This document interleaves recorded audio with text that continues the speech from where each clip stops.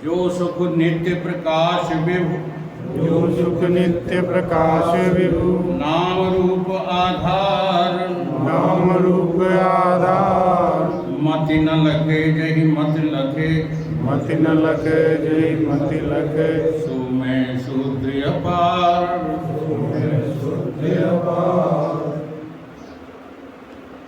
विचार सागर ग्रंथ का द्वितीय तरंग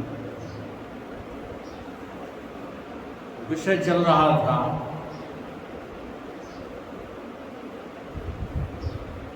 कि वेदांत का सिद्धांत है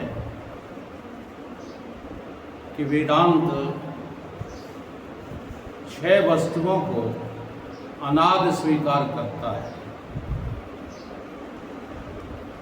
उन 6 वस्तुओं में से बाकी तो सब शांत हैं, केवल शुद्ध चेतन जो है वो अनंत है। इस बात को समझाने के लिए कहा गया खट वस्तु स्वरूप से अनादि है। जिस वस्तु की उत्पत्ति होवे नहीं सो वस्तु स्वरूप से अनाद कही जाती है। जिसकी स्वरूप से कभी उत्पत्ति नहीं हुई उसको अनादि कहते हैं। ब्रह्म अविद्या का अधिष्ठान है, इसलिए ताकि अविद्या से उत्पत्ति संभव नहीं, सबसे पहले ब्रह्म को लिया। ब्रह्म जो है वो अविद्यमान को विद्यमान सिद्ध करने वाली अविद्या का भी क्या है? अधिष्ठान। अधिष्ठान माने आश्रयदाता। अविद्या को भी आश्रय कौन देता है? ब्रह्म ही देता है। अगर ब्रह्म ना होता तो काहे की अविद्या, काहे के ईश्वर, काहे का जीव, काहे का संसार। ये जो कुछ भी दिख रहा है वो सब इसलिए दिख रहा है कि तुमको ये पता लग जाए कि ये दिखने वाली चीज 3 कालों में है ही नहीं, इसलिए दिख रहा है। अब मनुष्य के शरीर में जीव से जो है भूल कहाँ हो रही है कि वो इस बात को ठीक से समझ नहीं पा रहा है, रियलाइज नहीं कर पा रहा है। उसको ये लग रहा है जो दिखा है वो मेरे भोग का सामान। और इतनी बुरी आदत पड़ गई है कि कितना भी समझाओ समझ में नहीं आती।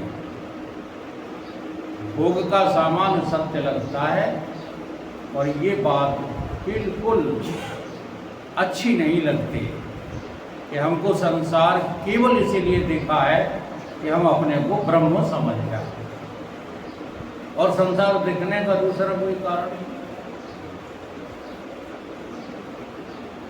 तो जो मूल प्रकृति है अविद्या, उससे उत्पत्ति ब्रह्म की संभव नहीं है। हम लोग कहते रहते हैं ना ये ब्रह्म दिख रहा है। अरे ये जो दिख रहा है वो इस अर्थ में ब्रह्म नहीं है जिस अर्थ में हमारी बुद्धि पकड़ लेती है। ये तो अविद्याजन्य ज्ञान के कारण से है। ब्रह्म क्या है? जो दिख रहा है वो नहीं है, जो है वो सर्वत्र ब्रह्म ही है, उसका नाम ब्रह्म है। तो अविद्या से तो ब्रह्म उत्पन्न हो नहीं सकता, और ईश्वर जीव आदि की सिद्धि तो ब्रह्म बिना होती नहीं। अगर ब्रह्म नहीं है और ईश्वर जीव, इनकी सिद्धि कहाँ से कर लोगे? इसलिए ब्रह्म के साथ वो भी अनादि। याते तीन चार तय ब्रह्म की उत्पत्ति संभव नहीं है। किन किन से? प्रकृति से, जीव से, ईश्वर से और मूल अविद्या से। इनसे ब्रह्म नहीं जो है उत्पन्न हो सकता। इसलिए ब्रह्म तो अनादि है। ब्रह्म निर्विकार है, इसलिए जिससे अविद्या की उत्पत्ति नहीं और ईश्वर आदि के चार की सिद्धि तो अविद्या की सिद्धि के अधीन है। इसलिए तीन से अविद्या की उत्पत्ति संभव नहीं, तासे अविद्या अनादि है। अब दूसरी चीज क्या बताई? दूसरे नंबर पे किसको ले लिया? अविद्या को। अविद्या के बिना न ईश्वर सिद्ध होता है, न जीव सिद्ध होता है, न संसार सिद्ध होता है। ठीक है? तो अविद्या इन सबको सिद्ध कर रही है। ये बहुत गहरा विषय है। अविद्या ईश्वर को सिद्ध कर रही है, माया ईश्वर को सिद्ध कर रही है, जीव को सिद्ध कर रही है, अजीव के भोगों को सिद्ध कर रही है। इसलिए इनसे अविद्या की उत्पत्ति नहीं हो सकती। तो अविद्या भी अनादि ही है। केवल ब्रह्म से व केवल माया से या परस्पर से व स्वसिद्धि के अधीन भेद से जीव ईश्वर की उत्पत्ति संभव नहीं है।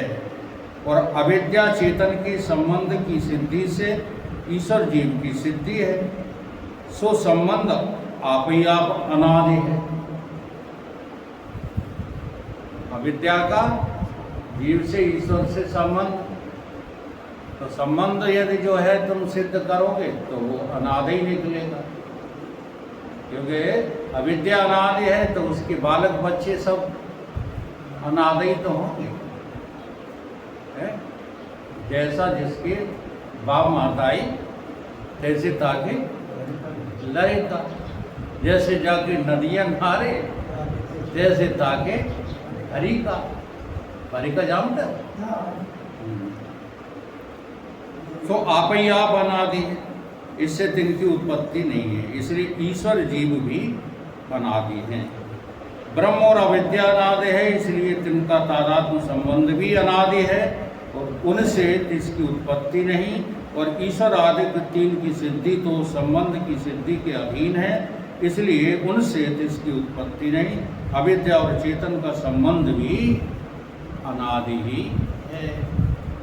ऐसा नहीं है जैसे लोग सिखाते रहते हैं। एक चौपाई आई है, जब से देह गेह निज माना, तब से ही जीव ईश बिल गाना। अब इस चौपाई का अर्थ जो है सारे विद्वान क्या करते हैं? इसका अर्थ ये करते हैं कि कोई समय था जब तुम ईश्वर से अलग हो गए, ये अर्थ करते हैं। जबकि ये अर्थ बिल्कुल घट ही नहीं सकता, क्योंकि अलग तो वो होता है जो सदैव अलग सिद्ध हो। जब अविद्या की ही दोनों संतानें हैं, अज्ञान की ही दोनों संतानें हैं। अब ये बात जो है साधारण बुद्धि को पकड़ में नहीं आ सकती।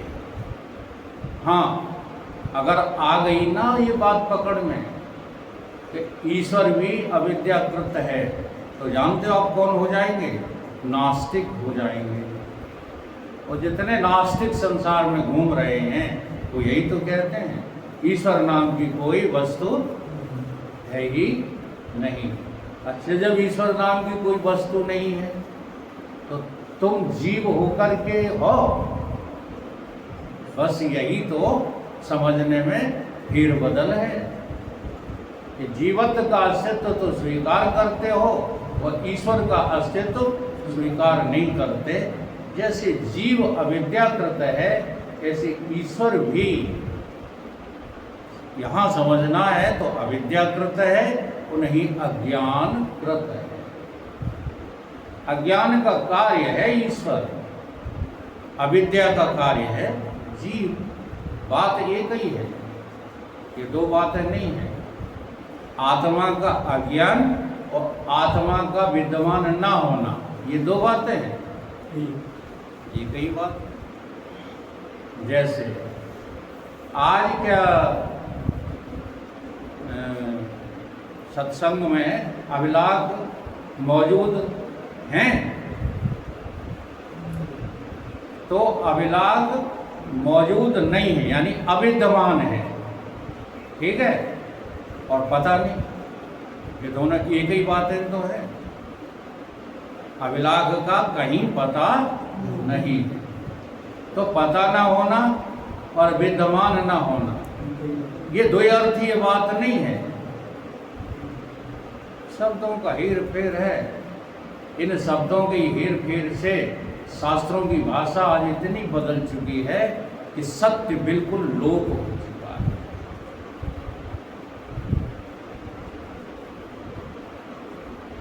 एक बार की घटना है कि बाजरा के खेत से खरखराहट हुई तो कोई जानवर निकला।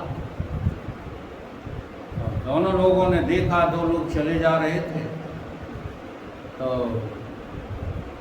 एक ने तो बड़ा बढ़ा चढ़ा के भूत था, मसान था और पूरा खेत हिला दिया उसने। कि दूसरे से पूछी तो वह उसने ये कहा कि बातों का हेर फेर, बातों का फिरका, और जाए जे भूत कहे ताए कहे हम चरखा। तो चरखा तो हमने देखा था पर भूत नहीं देखा। ऐसी ही शब्दावली है वेदांत की। उसी शब्द का अर्थ तुम अपने मनोमुखी होकर लगाओगे तो बिल्कुल चौपट कर लोगे। जब ये कहा भगवान ने, देखो कितनी बढ़िया बात है, योगस्थ कुरु कर्माणि संगत्यक्त धनंजय सिद्धो असद्धो समो भूत्वा समत्तम योग उच्यते। समत्त योग क्या है कि सिद्ध और असिद्ध दोनों में अपने को लिप्त न करो और कहाँ स्थित हो जाओ, ईश्वर में स्थित हो जाओ, फिर तुम जो है खूब कर्म करो। अब ये जो भाषा है वो बड़े बड़े लोगों को मूर्ख बना देती है। जी हाँ, आज ही ज्ञानंद बता रहे थे कि गीता के ऊपर नाम नहीं लेते हैं, क्यों किसी को बदनाम करो। कहीं सुनने को मिल जाए तो कहीं एक संप्रदाय ऐसा भी जो हमारी खिल्ली उड़ाता है, बहुत एजुकेटेड व्यक्ति, वो गीता की महिमा में वर्णन कर रहा था कि गीता ही है जो हमको कर्म करना सिखाती है, जो हमें परिवार चलाना सिखाती है, जो हमें समाज चलाना सिखाती है, यानी कर्म की सिद्धि सिद्ध कर रहे थे। अब बताओ, ये गीता के पढ़ने वाले हैं और उनकी बात नहीं है भाई साहब। जब तक ज्ञान नहीं हो रहा है आप भी उसी में फंसे, उसी अर्थ में। गीता कभी भी कर्म की सिद्धि नहीं करती। गीता का एक वचन भी कर्म करने के लिए बाध्य नहीं करता। जहाँ भगवान ने ये कहा गया है, कहा भी है कि कर्म तो तुम्हें जो है करना ही पड़ेगा, वहाँ ये भी बता दिया है कि जब तक तुम शरीर हो तब तक कर्मों से पिंड तुम्हारा छूट नहीं सकता। तो इस अर्थ में जो है बात कही गई है। नहीं तो गीता महारानी हमको कर्म के बंधन से मुक्त करना चाहती है। गीता का एक एक वचन हमें सारे कर्मों के पिंड से छुड़ाना चाहती है। परंतु विद्वानों को भी ये पता चल रहा है नहीं? क्यों नहीं चल रहा है? इस शब्दों के हेर फेर से ही नहीं पता चल पाता है। क्योंकि इतना स्पष्ट बोल देने से भी कभी कभी बहुत बात बिगड़ जाती है। जैसे इस बात को सिद्ध करके बोल दिया, कर्म करने से कुछ नहीं होगा। देखो लिखा तो शास्त्र में ही है, कर्मणा बंधते जंतु विद्या च विमुच्यते। तो अब ये किसके लिए लिखा है? कर्मों से कुछ नहीं होगा, ये किसके लिए लिखा है? ये उसके लिए लिखा है जो मुक्ति चाहते हैं, जो भोग चाहते हैं, उनके लिए ये बात नहीं लिखी। आ गई समझ में?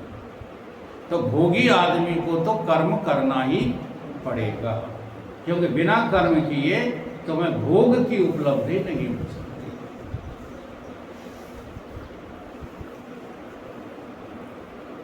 तो इन पांचों वस्तुओं की आप ही आप उत्पत्ति माने तो आत्माश्रय दोष लगेगा। अब अगर इन पांचों चीजों को ऐसा कह दो कि नहीं, किसी ने किसी को उत्पन्न नहीं किया, ये तो सब अपने आप ही उत्पन्न हो गए।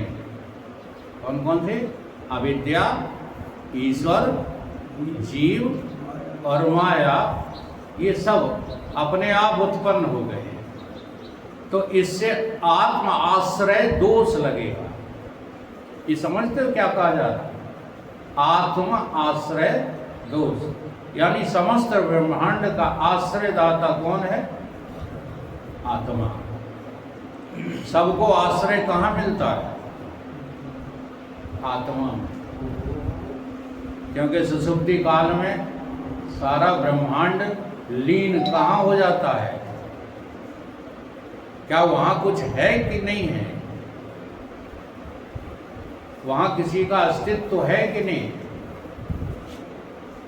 मौत में और नींद में किसी का अस्तित्व है कि नहीं है? नींद में और मौत में जीवत्व लीन हो जाता है, ईश्वरत्व लीन हो जाता है, संसारत्व देहत्व सब लीन हो जाता है। हो जाता है कि नहीं हो जाता? अब वो लीन जहाँ होता है, जैसे उदाहरण के लिए कि अभी अभी हवा चल रही थी तो हजारों संख्या में लहरें दिखाई दे रही।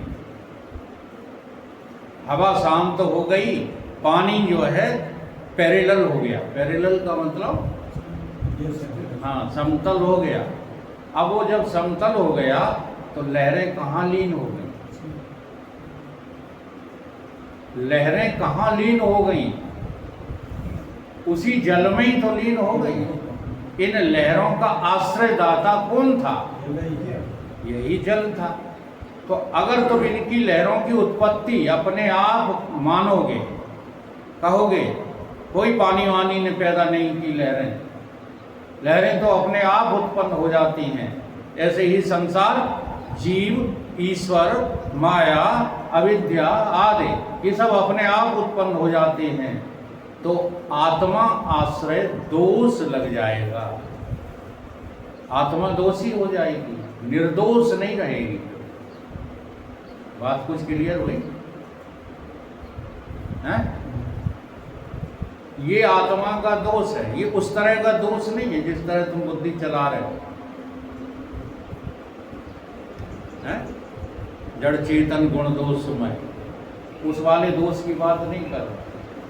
यहाँ बात इसकी कर रहे हैं जो आत्मा को निर्दोष कहा है ना वेदों ने। आत्मा कैसी है? महान है, निर्दोष है, निर्विकार है, निष्कलंक है। वहाँ वाले दोष की बात कर रहा हूँ। ये निर्विकार, निर्दोष, निष्कलंक होकर के ही तो सारे संसार की आश्रयदाता बनी हुई है।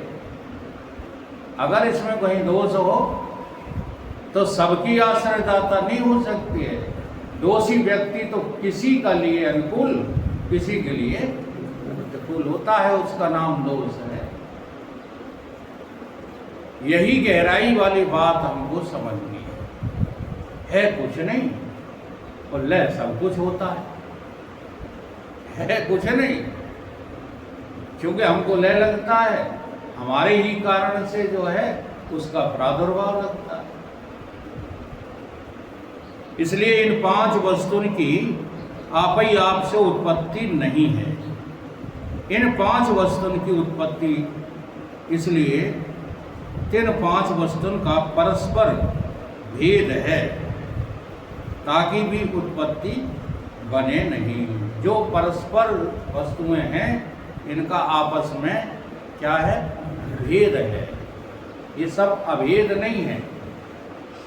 अविद्या ने ईश्वर और जीव पैदा तो कर दिए, लेकिन अविद्या से ये अभेद नहीं हो सकते। इसलिए जब हम अभेद की चर्चा करते हैं तो कहते हैं कि संसार को परमात्मा से अभेद कर दो, नहीं हो सकता। जीव को ईश्वर से अभेद कर दो, नहीं हो सकता।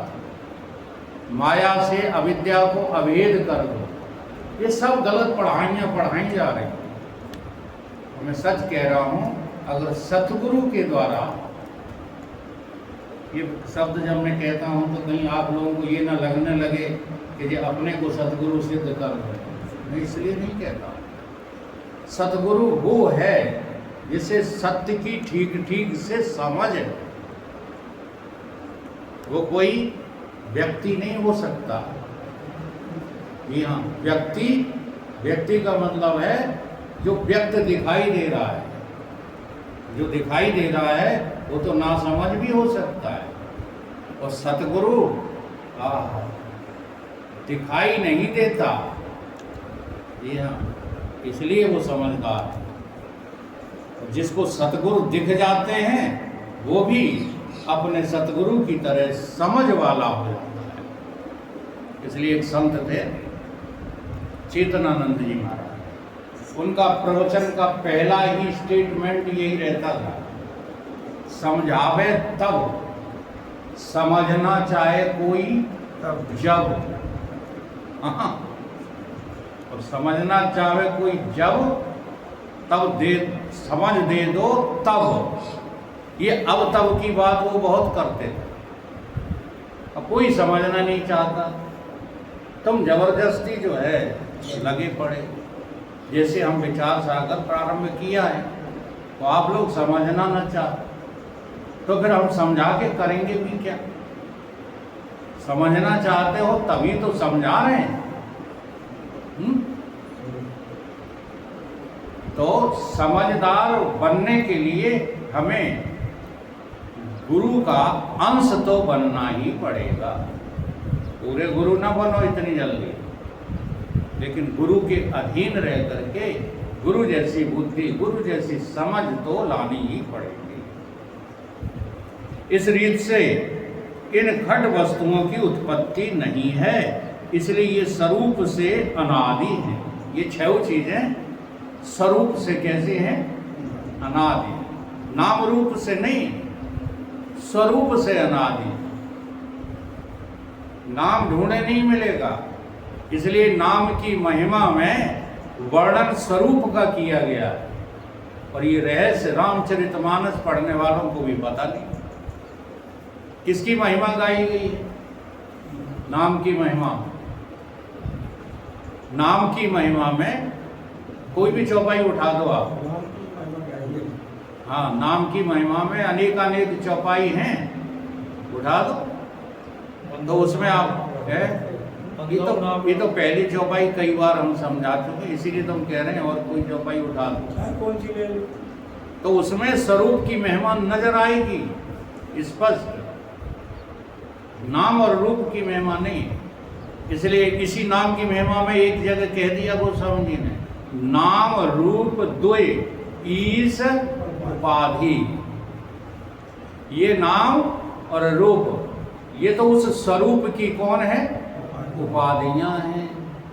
ये सत्य थोड़ी ही है, उपाधि सत्य थोड़ी होती है, लेकिन है कैसी? अनादि है। उपाधि भी क्या होती है? अनादि होती है।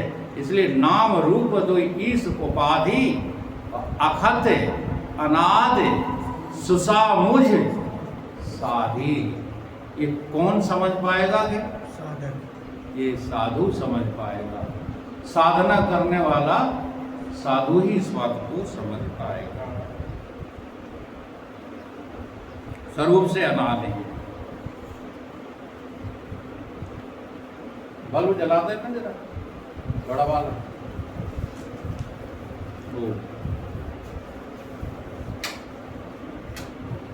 अरे बड़ा बल्ब जलाओ यार।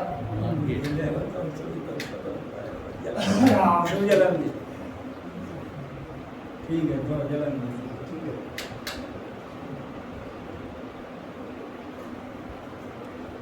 तो इन छह चीजों में एक ब्रह्म ही कैसा है? अनादि भी है और अनंत भी। बाकी पांच चीजें अनादि तो हैं, लेकिन शांत हो जाती हैं। शांत हो जाती हैं मतलब इनका कोई अस्तित्व है ही नहीं। और ब्रह्म कैसा है? ये त्रिकाल वाद्यम।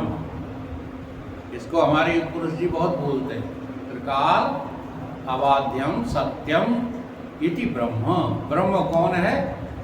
जो तीनों कालों में अबाध है, जिसका बाध नहीं किया जा सकता। और जिसका बाध नहीं किया जा सकता वो अनादि भी होता है और अनंत भी होता है। ये पांच वस्तुएं तो बाध की जा सकती हैं, लेकिन बाध जानते हो किसे कहते हैं?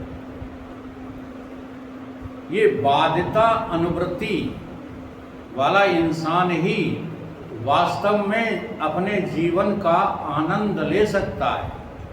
जिसको बाध्यता अनुवृत्ति नहीं आती वो तो कभी सुखी रहेगा, कभी दुखी रहेगा, कभी रोएगा चिल्लाएगा और कभी जो है हंसेगा। ये हंसना और रोना चिल्लाना, इन दोनों से बचना है तो बाध्यता अनुवृत्ति सीखिए। उदाहरण से जो है बता देते हैं, कई बार बताई है। सुनार अपनी अक्ल को सोने में रखता है, जीवरों में कभी नहीं रखता। रखता है कभी? कभी नहीं रखता। सारे जेवर वो क्या कर देता है? जेवर होते हुए भी, जेवर दिखते हुए भी जेवरों का बाध कर देता है। इसको क्या कहते हैं? बाध करना। तो तुम्हारे भीतर जितनी वृत्तियां बनती हैं, चाहे वो तमोगुण प्रधान वृत्ति बने, रजोगुण प्रधान वृत्ति बने, सतोगुण प्रधान वृत्ति बने, हाँ, सत्संगाकार भी वृत्ति बने, उसको भी बाध करना है। बाधिता अनुवृत्ति। अब जब बाध कर दोगे तो अनुमाने रहित, वृत्ति रहित हो जाओगे तुम। और वृत्ति रहित का नाम ही है ब्रह्म। ठीक है? वृत्ति को बाध करना है, वृत्ति को हटाना नहीं है। और वृत्ति को हटाना तो वैराग के अंतर्गत आता है।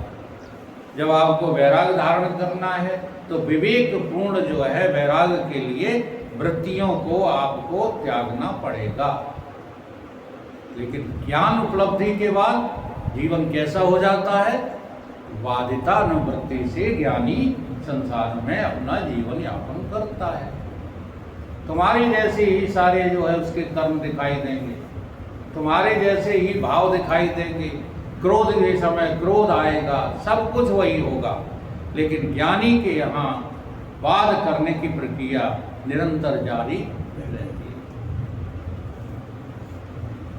इसलिए बाध्यता अनुवृत्ति से तीनों कालों को, तीनों जो है वस्तु को, तीनों देश को बाध करके अनादि और अनंत है।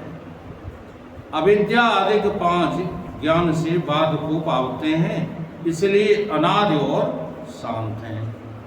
अविद्या के साथ जीव, ईश्वर, संसार आदि, माया आदि, ये 5 जो हैं ये कैसे हैं? अनादि तो हैं लेकिन शांत हैं। क्यों शांत हैं? क्योंकि ये एक दूसरे को बाध कर देते हैं। ये पांचों के पांचों बाध हो जाते हैं, इसलिए जो बाध हो जाए सो शांत है।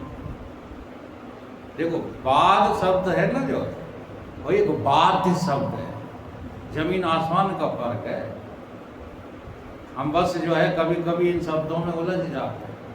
बाध्य तो कहते हैं मजबूर करने को, और बाध कहते हैं अस्तित्वहीन जान लेने को। इनका कोई अस्तित्व नहीं, जीव का कोई अस्तित्व नहीं है, माया अविद्या का कोई अस्तित्व नहीं है, संसार का कोई अस्तित्व नहीं है। जिनका अस्तित्व नहीं है उनका अस्तित्व नहीं सिद्ध कर लेना ही वाद करना होता है। इन्हीं पांचों को प्रपंच का है ही प्रपंच। हर जगह जो है पांच ही प्रपंच हैं, चाहे जहाँ देख लो। 5 प्राण, 5 ज्ञानेंद्रियां, 5 कर्मेंद्रियां, 5 तत्व, 5 तन्मात्राएं, यही तो प्रपंच है। जहाँ देखो वहाँ पंच बैठे। पंचों के कहे में आए करके हम क्या कर बैठते? अनर्थ कर बैठते।